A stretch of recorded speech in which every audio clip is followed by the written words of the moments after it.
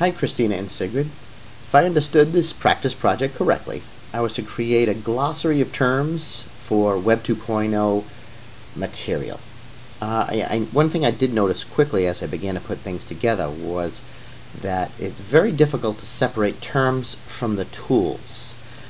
So I think as I begin to go through this project, I'm going to have to begin defining both, because it's oftentimes some terms are interchangeable with tools and vice versa.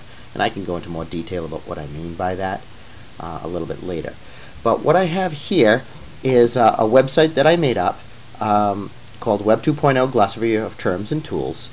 And I set up a quick index here and the full alphabet. Just for practice, I only made the A's currently work. So if we were to click on this, and I'll give you this link, the link to this website in my email. But if we were to click on the A's, and all the letters will do that, that would bring you to an A page. And in the A's, I'll go through and have a term and a tool. For example, this is Animoto, and if you were to click on Animoto, it would take you to the Animoto site. And then I have a brief definition of what Animoto is, and then the definitions, or basically going into a little bit of detail on its uses generally, and then some examples of classroom uses. So for Animoto, for example, it's a tool that you use to make photos and short video clips into great bigger videos. It makes it really easy. So I have 3 examples here. One is learn the alphabet, civil rights, and how to build a bridge. So for example, if you were to click on learn the alphabet, this will bring you to an example of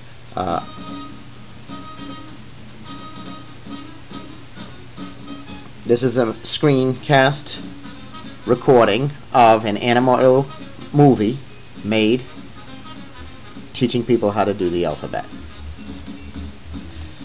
Then we have another example of civil rights for the more advanced classes.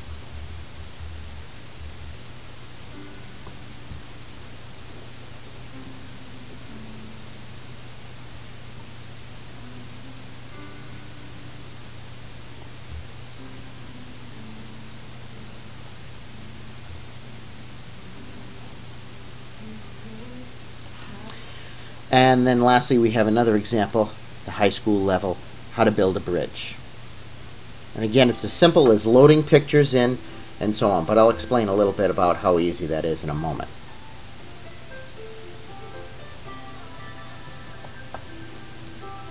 So 3 examples from 3 different subjects of uses of Animoto, and then as I mentioned, a screencast going into in-depth detail about how to use the tool and make it work. Animoto is another web-based program where students can create fairly simple video projects.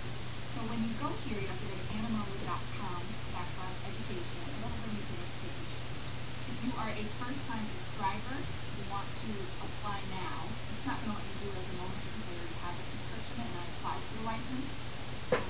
But when you go here, you apply now, you fill out all your information, you can see at the top it says I already have a code. You will get a code that you can use for 5 months, and you get 50 different codes. So most of the time your students are going to have to pair up to do this project, and when you do give them your code, they sign up for their own account, and they will put their code in. And that's basically what my screencast will do. I didn't create a screencast for Animoto, but because I found this one, and it's exactly what I would create. Ideally, I would want to create them all, even though there may be some good ones out there, screencasts, just for consistency. But it's just as simple as that, walking people through how to access a site, how to log on for the site. In this case, the screencast is 9 minutes. I'd like to make them shorter, certainly 2 to 5 minutes at the most, and that way people will have the opportunity to see a real live demonstration and then follow along with how to use that. So this is an example of the project that I want to create. These are the ideas that I have. I am certainly open to suggestions from the 2 of you as far as what you envision. But like I said, ultimately every one of the letters would be linked and have their own page, and then it would be, as this says, this glossary is updated periodically. We would have this set up so that people could come back regularly. Thank you.